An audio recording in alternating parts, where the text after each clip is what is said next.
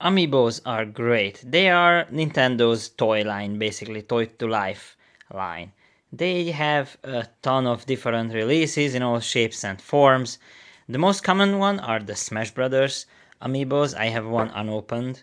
This is Zero Suit Samus from the Smash Bros. Series, and basically every single character from the Smash Brothers Ultimate game got an Amiibo release. But there is also other series. Sometimes there are just some standalone ones, like this one for Chibi-Robo. There is also the Yarn Amiibos that has an NFC chip in the bottom there.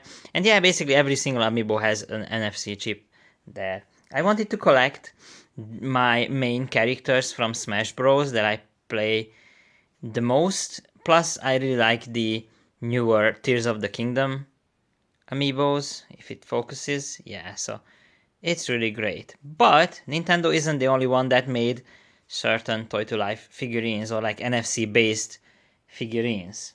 So there was the Skylander series, that was also Disney Infinity, and there was the Starlink one by Ubisoft, which was probably a huge failure, although the game apparently wasn't that great, or some people liked it still.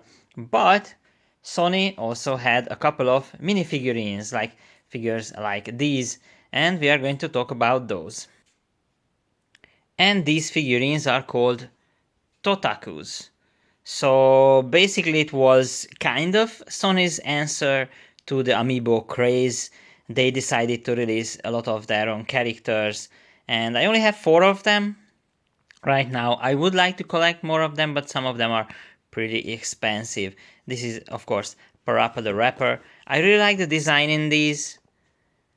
The little PlayStation symbol bases and the characters are well designed. And you can see a little bit of a blurb at the back, like Parappa's first appearance and what kind of game is he from. And GameStop was the one, like, big distributor, and of course EB Games in Canada. For those in the US, I'm in Europe, so it's not the easiest to get some of these figures. I only saw it a couple of times in shops, mainly in Austria, so they are not that common, but I managed to get a couple of them for some of my favorite characters. But basically, if I see a Totaku figure, I would pick it up if it's in a decent price. The bad thing about these is that they don't have the NFC chips at the bottom, so they are just figurines, but they are, pretty well made. Parappa is not really the best example because he's like a hand-drawn dog, but I also have the Phasar FX350 from the Wipeout game series. So yeah, this is a much more detailed model of the ship, or like racing car. I don't know what you call it, but yeah, it's a ship. Yeah, it's a really iconic model, and as you can see, it's pretty high detailed. It's well made and the painting matches exactly. So for the price of, it's usually $15, $10, $15, they are pretty high quality models, just like this one. This is the Hunter from Bloodborne. This is one of the really intricate ones. I'm not the biggest Bloodborne fan, but I have to agree that this is just an incredibly well made model of the character from the game. And as you can see, there is a bit of a blurb in the back. Hidetaka Miyazaki, and from Software comes Bloodborne 2015. So yeah, Bloodborne became like a really sought after and really well regarded, and it's a masterpiece basically. And the last figure that I have is, of course, it's Kratos. And I have to say it's even a little bit better in some ways than my actual God of War statue that I have. So the quality is really good on these ones, and as you can see, this is from the 2015 game, but of course the first release of God of War was in 2005, and this is a first edition figure, whatever that means.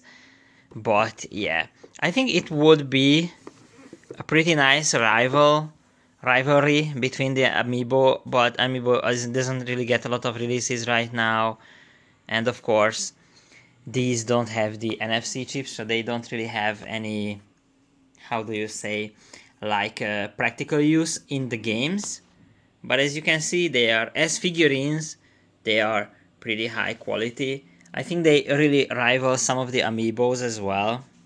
So within like the size and the quality of the molds and paintings are, in my opinion, rivaling Nintendo's. There is no practical use because there are no NFCs under there, but to be honest, I barely ever use the NFCs on my Nintendo Amiibos as well. So usually it's like with Zelda, you can get a bunch of like extra stuff, but I think these figurines are just great. And yeah, they are staying unopened because I don't really want to get any more dust on them than just what gets on the top of the box. And I'm really curious what people think about Amiibos. I hope there will be some commenter in the comments. Some will be in the comments say about these, because I think Totakus are not really something that's talked about a lot. There were also some that are not Sony exclusive. I think some Halo and Banjo-Kazooie Totakus were available, but Sony had a lot more from like God of War. I think they had like Ratchet and Clank and whatnot, and I would love to collect them all, but some of them are pretty expensive. So I hope you like this video.